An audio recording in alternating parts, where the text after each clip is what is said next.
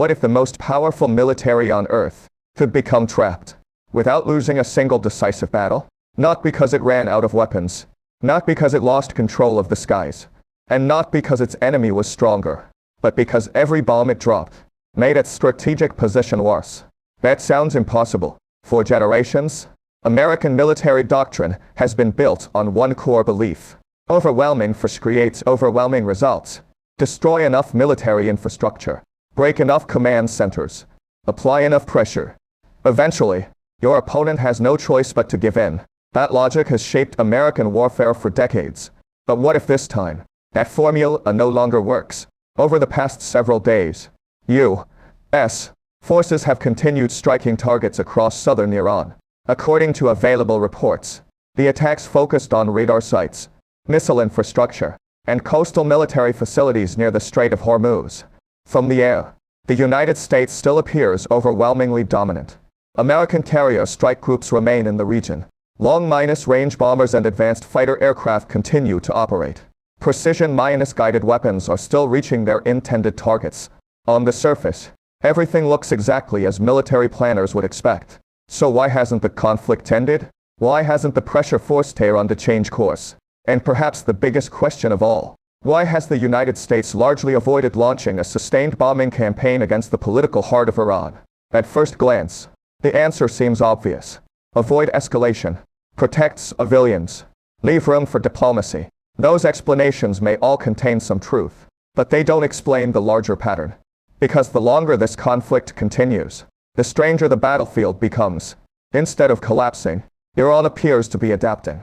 Instead of shrinking, the conflict keeps expanding into new arenas. Instead of isolating Tehran, regional tensions continue to spread beyond Iran's borders. That raises a disturbing possibility. What if the real battlefield isn't inside Iran at all? What if the United States isn't fighting a single military campaign, but for different battles at the same time? A military battle, a political battle, a global strategic competition, and a battle against its own domestic limits.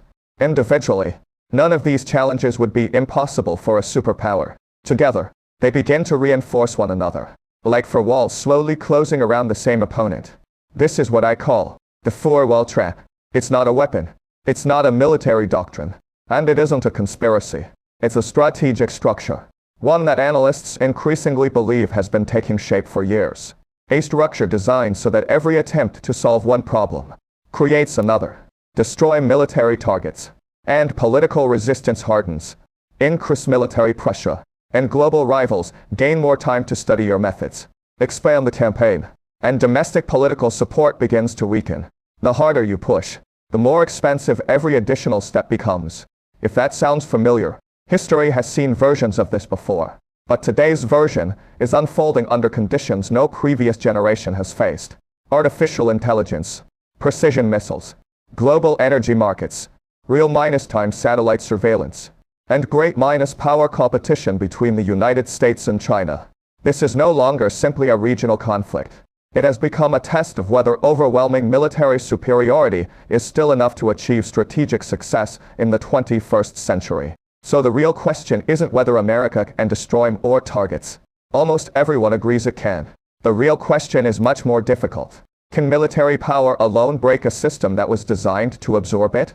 Because if the answer is no, then everything happening over southern Iran may be telling us something far bigger about the future of warfare. And to understand why, we have to begin with the first wall, the one almost nobody sees. The first wall isn't made of concrete. It isn't a mountain bunker. It isn't an underground missile base. It's a way of organizing a country for war. And that's what makes it so difficult to destroy. For decades, modern air campaigns have followed the same basic logic. Locate the enemy's command centers. Destroy its communications. Eliminate senior military leaders. Break the chain of command. Once that chain collapses, the rest of the military usually becomes slower, weaker, and increasingly disorganized. The United States has relied on this approach in multiple conflicts because, in many cases, it worked. Take away the brain, and eventually the body stops moving. But here's the problem. That strategy only works if your opponent depends on a single brain. Iran spent years preparing for a different kind of war. Instead of concentrating authority in one headquarters, It built a structure designed to keep operating even after key pieces were destroyed. Military analysts often describe this concept as mosaic defense. Imagine a mosaic made from hundreds of individual tiles. Break one tile, and the picture is still there. Break 10, and the image remains recognizable. You don't destroy the system by damaging individual pieces. You have to eliminate almost all of them at once. That is an entirely different military challenge. According to available reports and assessments from defense analysts, Iran gradually reorganized much of its defensive structure into provincial commands with their own communications, logistics, and operational responsibilities, rather than waiting for instructions from a single national headquarters.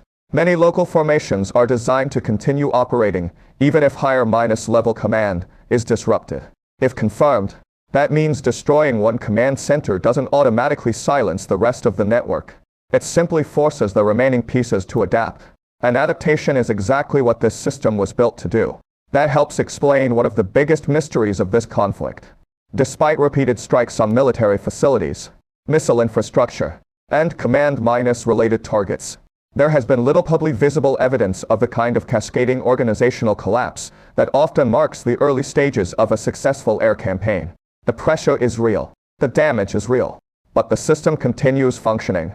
That doesn't necessarily mean Iran is winning. It means the structure itself was designed to survive punishment. And that changes everything. Because America's greatest military advantage has never been dropping bombs. It's turning those bombs into strategic paralysis. If paralysis never comes, then every additional strike produces smaller and smaller returns. Military planners have a name for this: diminishing strategic effects. You continue spending resources. You continue hitting targets. But each new operation changes less than the one before. And that's where the first wall becomes dangerous. Not because it makes Iran impossible to attack, but because it changes the cost of attacking. Every sortie requires fuel. Every precision-guided weapon must eventually be replaced. Every aircraft requires maintenance. Every deployed carrier group consumes enormous logistical support. Individually, none of those costs threaten the United States. But wars are rarely decided by individual costs. They're decided by accumulated ones. The longer the campaign lasts, the more important endurance becomes. And endurance isn't measured only in missiles. It's measured in industrial capacity, political patience, economic resilience, public support. The battlefield slowly shifts from destroying targets to sustaining pressure. That is exactly the transition Iran appears to have anticipated. Instead of trying to match American air power plane for plane, it built a system intended to outlast the tempo of the campaign. Whether that strategy ultimately succeeds remains uncertain, but it creates a new question. If the first wall is absorbing military pressure, then where is that pressure going instead? Because wars don't simply absorb energy forever.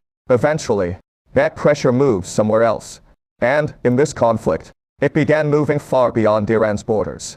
The battlefield was no longer defined by bombs falling inside Iran. It was being reshaped across the entire region. And that's where the second phase of the trap begins. For most people watching the headlines, the war appears surprisingly straightforward. The United States launches airstrikes. Iran absorbs the damage. Then the cycle repeats. But that's only part of the picture. Because while American aircraft were flying over southern Iran, something else was happening hundreds of miles away. The battlefield wasn't staying inside Iran. It was spreading across the Middle East. And that changed the nature of the conflict. Here's why. Military power isn't sustained by fighter jets alone. Every aircraft in the sky depends on an enormous network behind it. Fuel depots, command centers, radar stations, supply hubs, maintenance crews, ports, air bases, communication systems. Think of it like the roots of a tree. The branches may stretch across the battlefield, but everything depends on the roots remaining healthy. If those roots begin to weaken, the entire system becomes harder to sustain. According to available reports, Iranian missile and drone operations have increasingly focused on locations linked to America's regional military network, rather than attempting to confront U.S. air power directly. Analysts believe this reflects a deliberate shift in strategy. Instead of trying to win an air battle, Iran appears to be targeting the system that makes American air operations possible. That's a very different objective. Instead of attacking the sword, attack the hand holding it. Instead of destroying the aircraft, pressure the bases that support them. instead of challenging American technological superiority, increased the cost of using it. That distinction matters, because destroying a fighter jet is difficult. Making every sortie more expensive is much easier. And over time, those costs begin to accumulate. Military historians often point out that logistics has decided more wars than firepower alone. Armies rarely stop fighting because they run out of courage. They stop because they run out of fuel. They run out of ammunition. They lose access to transportation, or their supply network becomes too expensive to maintain. That's why logistics has often been called the invisible battlefield. You rarely see it on television. It doesn't produce dramatic explosions. But without it, modern warfare simply stops. And here's where the conflict becomes much more interesting. America's overwhelming advantage is its ability to project power across the globe. Carrier strike groups, strategic bombers, long-range precision weapons, advanced surveillance aircraft. Together, they allow Washington to influence events thousands of miles from home. But global reach comes with a price. The farther power travels, the longer its supply lines become. The longer those supply lines become, the more opportunities an opponent has to pressure them. That doesn't mean America suddenly loses its military advantage. Far from it. The United States still possesses one of the most capable armed forces ever assembled. But capability and efficiency are not the same thing. An operation can remain militarily successful while becoming strategically more expensive every week. And that's exactly the kind of battlefield Iran appears to prefer. Not one defined by dramatic victories, but one defined by growing costs. Which leads to a much bigger question. If military pressure alone isn't producing the political outcome Washington wants, what happens next? History suggests something predictable. When military pressure reaches its limit, governments often look for other forms of leverage.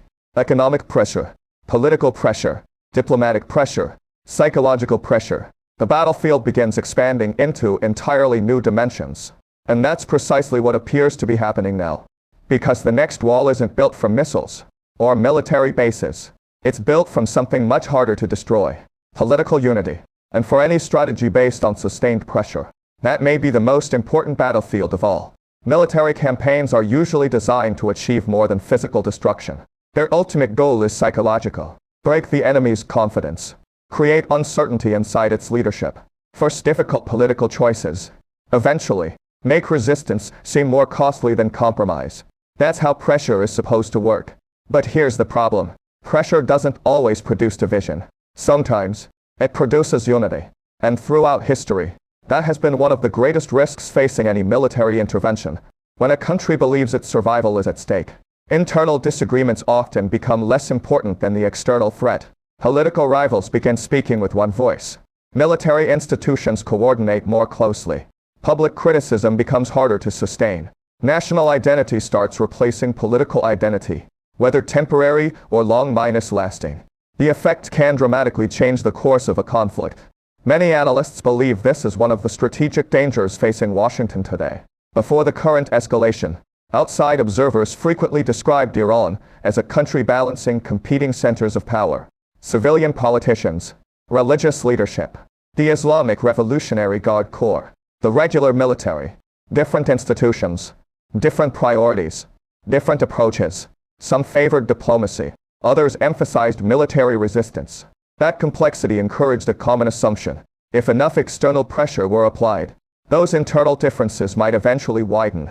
But recent developments suggest a different possibility. Instead of growing further apart, key institutions appear to be coordinating more closely. According to public statements released during the conflict, senior military leaders have increasingly emphasized unified command and coordinated operations. Whether those declarations fully reflect realities behind closed doors is impossible to verify. But strategically, the message itself matters. Because war is fought not only with missiles, it is fought with perception. Every public display of unity sends two signals.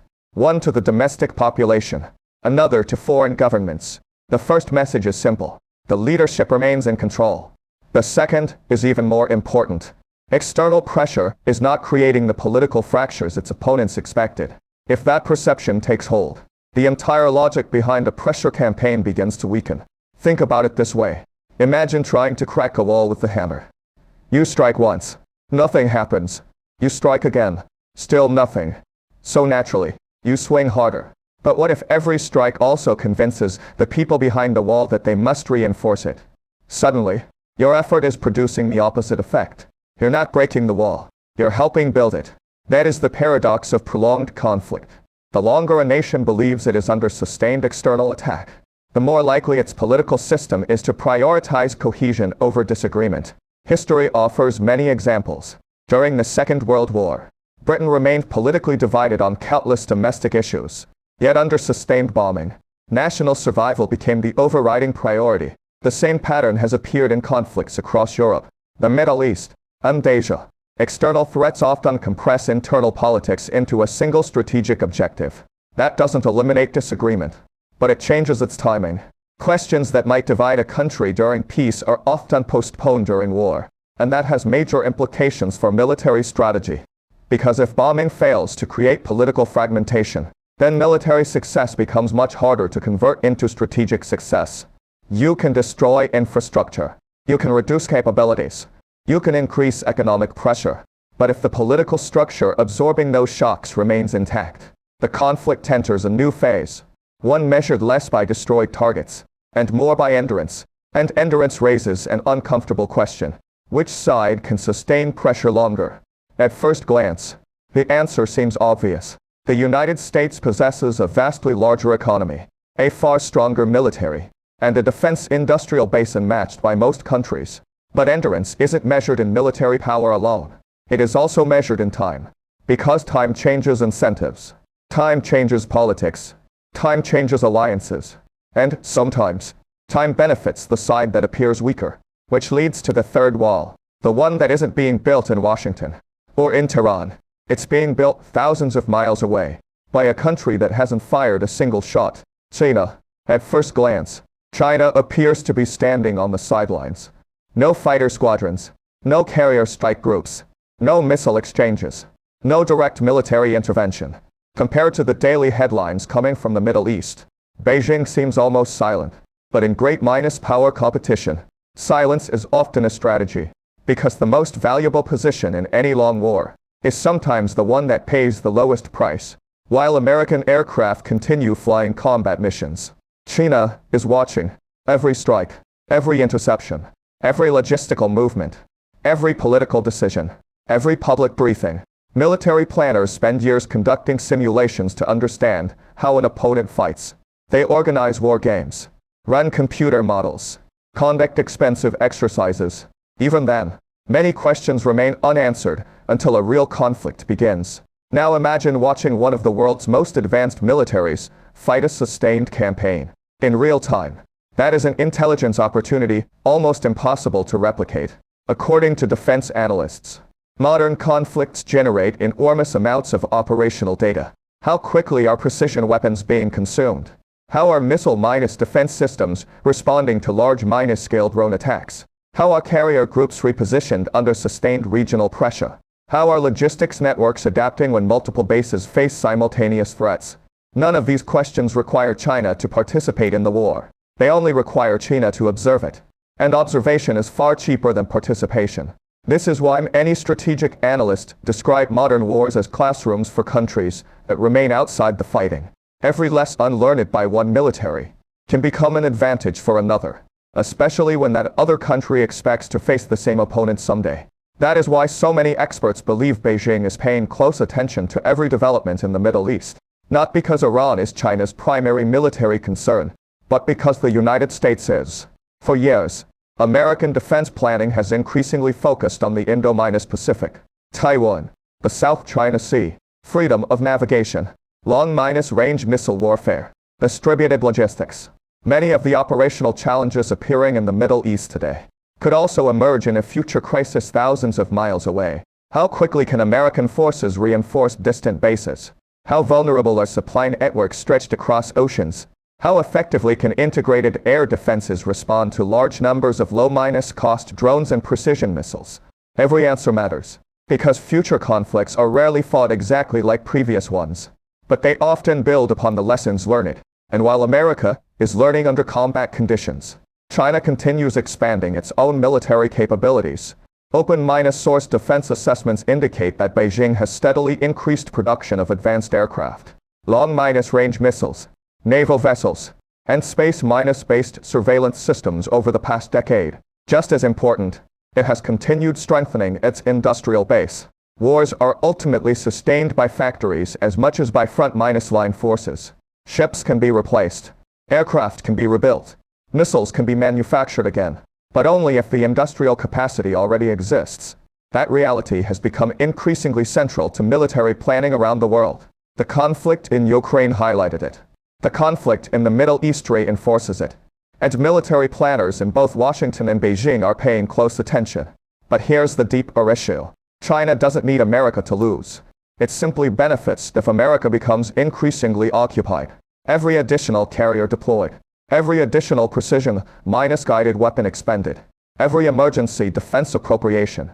Every month of sustained military commitment demands attention, resources, and political focus. Resources committed in one region cannot simultaneously be committed somewhere else. That is one of the oldest principles in strategy. Every choice creates an opportunity cost. And opportunity cost is exactly where the third wall becomes dangerous. Because unlike the first two walls, this one grows stronger without direct confrontation. No missiles need to be launched. No battles need to be won. Time does the work. The longer the conflict continues, the more strategic flexibility shifts. And eventually, the question is no longer whether America can sustain military operations. It almost certainly can. The question becomes whether it can sustain them, while preparing for every other challenge unfolding around the world. Because history shows that great powers rarely struggle from fighting one war. They struggle from managing several strategic competitions at the same time. And that leads to the final wall. Ironically, the only wall America has complete control over. Because it is being built inside the United States itself. The first wall was military. The second was political. The third was geopolitical. But the fourth wall is different. No enemy built it. No missile created it. No foreign government controls it. Because this wall exists inside the United States. And history suggests it may be the most difficult one to overcome. One of the most common misunderstandings about modern warfare is the belief that wars are decided only on the battlefield. In reality, democracies fight wars on two fronts. One overseas, the other at home. The first requires military strength. The second requires political endurance. Lose either one, and sustaining a long conflict becomes dramatically harder. History has shown this before. Not because the United States lacked military capability, but because public support gradually became disconnected from military objectives. Military historians often refer to this as the credibility gap. A moment when the government's description of a war begins to diverge from what the public believes is actually happening. Once that gap begins to widen, every new development is viewed through growing skepticism. Progress becomes harder to demonstrate. Costs become easier to see. And political consensus slowly begins to erode. Whether today's conflict follows that pattern remains uncertain. But many analysts believe similar pressures are beginning to emerge. Every prolonged military campaign carries a price. Precision-guided munitions must be replaced. Aircraft require maintenance. Carrier strike groups consume enormous logistical resources. Defense budgets expand. Energy markets react. Insurance costs rise. Global shipping becomes more expensive. Eventually, ordinary families begin feeling the consequences. Not on the battlefield, but at gas stations, at grocery stores, inside monthly household budgets. That is when foreign policy becomes domestic politics. And once that happens, the battlefield changes again. Members of Congress begin asking different questions. Not simply whether military operations are succeeding, but how long they can continue, what they will ultimately cost, and what defines victory. Those are political questions, not military ones. According to recent public polling and congressional debate, opinions surrounding the conflict have become increasingly divided. Some lawmakers argue that sustained military pressure is necessary to restore deterrence and protect regional stability. Others question whether the current strategy has a clearly defined political end state. Those debates are entirely normal in a democracy. In fact, they are one of democracy's defining strengths.